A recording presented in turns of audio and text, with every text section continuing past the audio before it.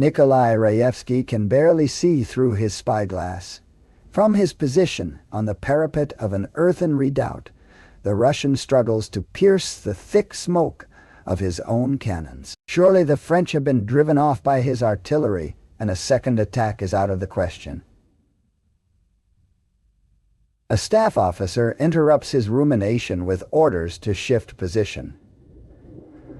Raevsky looks the dispatch over, questions of logistics and maneuver coming to mind. In the thick smoke of the cannons, a French infantryman struggles to breathe.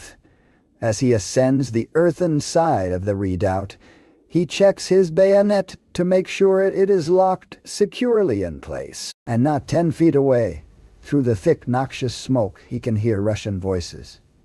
"Hi, I'm Griffin Johnson, the armchair historian. In the early 19th century, the entirety of Europe seemed poised to bend the collective knee to a single Corsican, Napoleon Bonaparte. The Grande Armée enforced Bonaparte's will on most of mainland Europe, installing quislings and lesser Bonapartes, and isolating the ever-defiant British, leaving the French with one true rival for supremacy on the continent, Tsarist Russia. Resolved to ensure his was the only power in Europe, Napoleon turned his mighty force east, invading Russia and signing the death warrant of his empire. In this video, we will look at the climactic Battle of Borodino, the last triumph before the French eagle came crashing to earth and was savaged beneath the claws of the Russian bear. During the Napoleonic Wars, all nations maintained extensive spy networks, both at home and abroad. France, in particular, benefited from the services of men like Joseph Fouché, who conducted numerous missions to infiltrate foreign governments, assassinate prominent officials, and sow disinformation among the emperor's many enemies. Luckily for us, the sponsor of today's video, NordVPN, offers everyone the tools they need to keep their military secrets and diplomatic messages safe from prying eyes. In addition to offering threat protection against malware, generating secure passwords via NordPass, and providing encrypted cloud storage via NordLocker, NordVPN lets you access region-locked content from around the world. Even our team can benefit from NordVPN, letting us view historical movies, documentaries, and assets normally blocked outside their home country. So head over to the description box and start protecting your data today with 4 months for free off of a 2-year plan and a 30-day money-back guarantee when you start using NordVPN via our dedicated link, nordvpn.com/history. Napoleon led an army of 680,000 men, while the Russians called up 623,000 conscripts. Napoleon's force was a varied one, with units of cavalry and over 1,200 artillery pieces. A significant portion of Napoleon's numbers came from allied or vassal states, with half of his cavalry units and a third of his infantry coming from the German state of Württemberg, while the emperor himself led French and Italian troops. The French had the second advantage of a highly competent officer corps, including the legendary Marshal Michel Ney of the French cavalry. Russia was the second party in this duel of juggernauts, with the core of the Tsarist army made up of peasant conscripts, charged with serving for a full 25 years. The average conscript was a man subjected to harsh conditions and harsher discipline, but he bore the travels with a sense of national pride and purpose. Of particular renown were the Cossacks, steppe raiders used as cavalry by the Russians. The Cossacks were given near total freedom of movement, operating as a force unto themselves to sow terror in the enemy ranks with their maneuvers. The ebbs and flows of the campaign in Russia deserve their own video, but suffice to say that the armies that would meet at Borodino were shadows of their previously mentioned selves. 2 months of running battles, retreats, and skirmishes had taken their toll on both sides. The French had been reduced to half of their original force.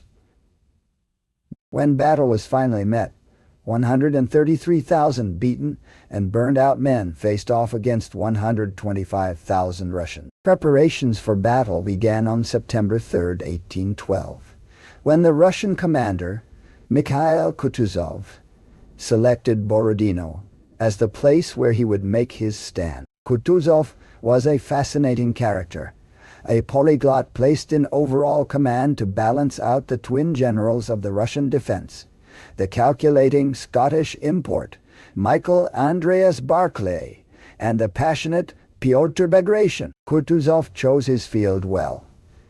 The village of Borodino was 70 miles or roughly 112 kilometers from Moscow, sitting along rivers and marshes nestled between the twin roads to the city.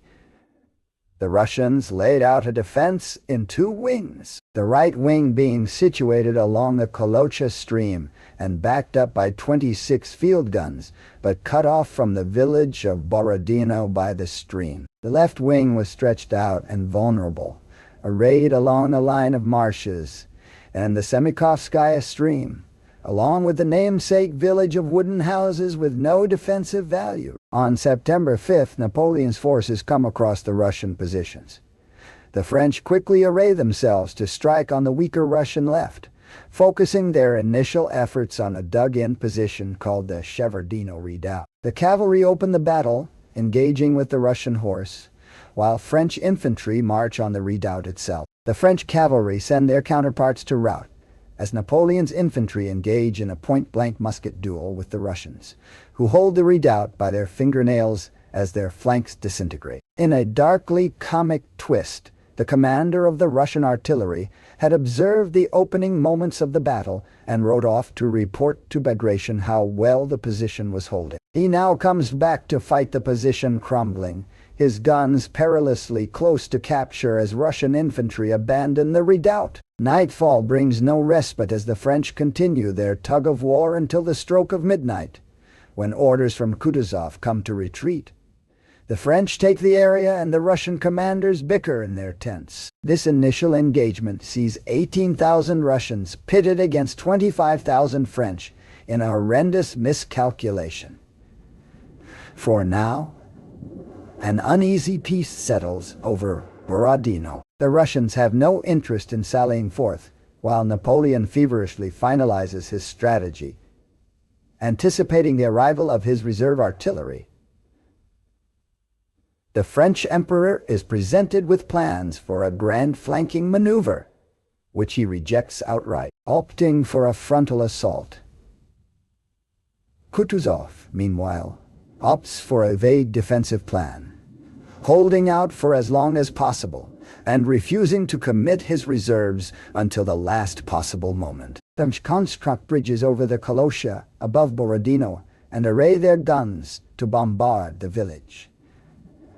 As the morning of the 7th dawns, Napoleon's officers read their men a proclamation from the emperor. "Soldiers, here is the battle you have so much desired.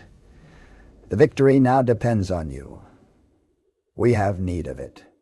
Victory will give us abundant supplies, good winter quarters, and a prompt return to our native land. Fight as you did at Austerlitz, Friedland, Vitebsk, and Smolensk, and posterity will remember with pride your conduct on this great day. May it be said of each of us, he fought in that great battle under the walls of Moscow." The French commit 85,000 men to Napoleon's grand assault, who will throw themselves at the Russians along a 1.5-mile or roughly 2-kilometer front, stretching from a redoubt in the north, commanded by Russian General Nikolai Raevsky, to fetid marshland in the south. In the far south, a Polish contingent marches up the old Smolensk road to outflank the Russians. At 6 a.m. precisely, the French guns open up, hammering on the Russian soldiers in Borodino. Barclay orders his men to abandon the village and burn the Borodino bridge, but the Russians are already engaged. In 15 minutes they lose over half their numbers, but succeed in burning the bridge as ordered. The French plant artillery on their side of the river in response, bringing the Russians' own cannon and Rayevsky's redoubt quite literally under the gun. A half-hour later, Russians under Bagration face a French assault on their earthworks, or flèches, with Napoleon's forces marching through devastating canister shot and ambushes by Russian Jaegers as they make for the earthworks. The French are bloodied by their advance and driven off by the Russians, who hold their fortifications. At the same time, the Poles on the Smolensk road assault the village of Utitsa, which includes a hill with a commanding view of the battlefield. The Russians fight hard to hold the high ground, burning Utitsa itself in their bid to deny Napoleon. As the Poles continue to push on the village, French forces enter the nearby woods to clear the troublesome Jaegers. Both sides send reinforcements into the fights, and the struggle for Bagration's flèches is particularly fierce. A renewed French assault outpaces Russian reinforcements, and Bagration himself is injured. Though he successfully withdraws and survives, a rumor burns through his lines that the passionate commander is dead, critically wounding Russian morale. Bagration is carried to a medical tent, where he begins issuing orders. At 9:30 a.m., Rayevsky's redoubt sees its first attack.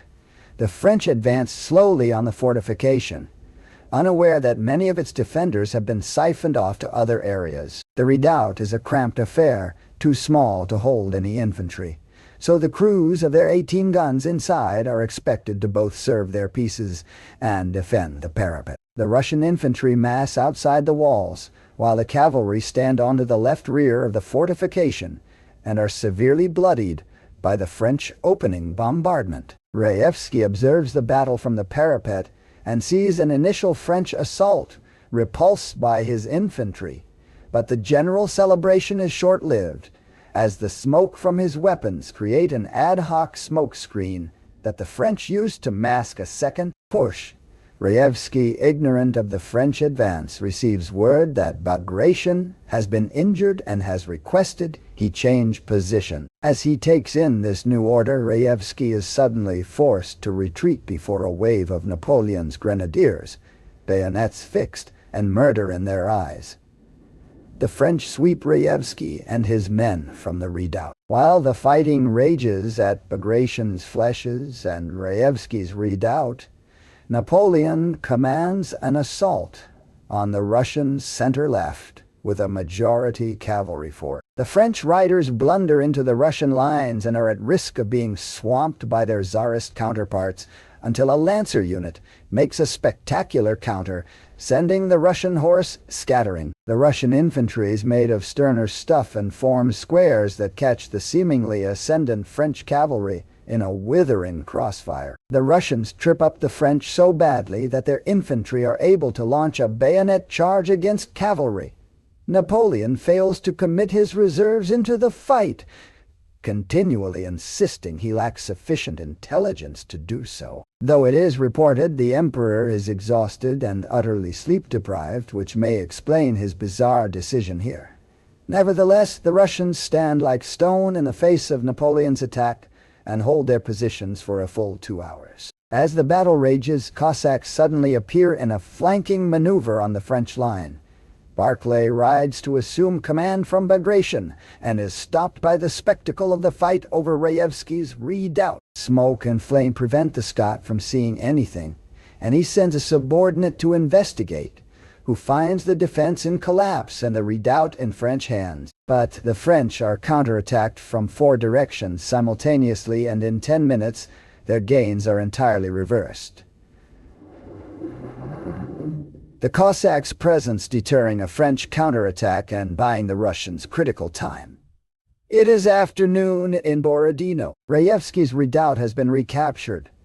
The Poles at Utitsa are finally and definitively repulsed, and the fortunes of battle seem to be shifting against Napoleon. It is now critical that the French retake Rayevsky's redoubt, and after hours' delay, Thanks to the Cossacks and Russian artillery, Napoleon's men march once more. Barclay demurs on reinforcing the position, leaving whoever is defending the redoubt to their own devices. The redoubt is assaulted at 3 p.m., led by the French horse, who fly in to engage the defenders hand-to-hand with the French infantry close behind. The Russian infantry draw themselves up on elevated ground behind the redoubt, with conspicuous gaps in their line. The French cavalry leave the redoubt to engage the Russians, riding straight through the gaps in their own line, where they are set on by Barclay's cavalry in a bitter melee. On the whole, the Russians have steadily been pushed back despite winning tactical victories, and the defenders of Utitsa find themselves in a salient, which they pull out of in the late afternoon, leaving the village to finally fall to the Poles. Barclay sends a staff officer to Kutuzov to ask for reinforcements and a chance to salvage something from this back and forth. Barclay's rider finds Kutuzov far off from the fighting, surrounded by an entourage of young and thoroughly debauched officers. Kutuzov is indignant at a report of Napoleon's progress, declaring that the messenger was clearly a drunkard who had not seen the real battle. "We have victoriously repulsed the French attackers along the whole length of our front, and tomorrow I shall place myself at the head of the army and drive the enemy without more ado from the holy soil of Russia." Despite his outright delusional statements, Kutuzov orders Barclay to withdraw to better ground. Convinced that at a minimum the French have been desperately bloodied and he can marshal a grand counterattack the next day, Barclay knows this to be a folly and orders a general retreat. It is now 6 p.m. in Borodino, and the battle is finally over. Kutuzov declared himself the winner of a great victory and wrote a letter to Tsar Alexander informing him. The vainglorious general received 100,000 rubles and promotion to field marshal, all at the cost of 38 to 44,000 dead and wounded, which equates to roughly 34% of the troops committed to the fight. Kutuzov was not far off with his uninformed estimation of the French condition. Napoleon's forces were bloodied, with 30,000 killed and wounded, but Borodino allowed Napoleon to march on and occupy Moscow, a feat which logically should have led to the Tsar's surrender. A surrender which did not come. The Grande Armée emerged from Borodino a husk, exhausted and wretched, so they wintered in Moscow before their disastrous withdrawal, back to warmer climes, marching not from the scene of a great victory but to the beginning of Napoleon's end.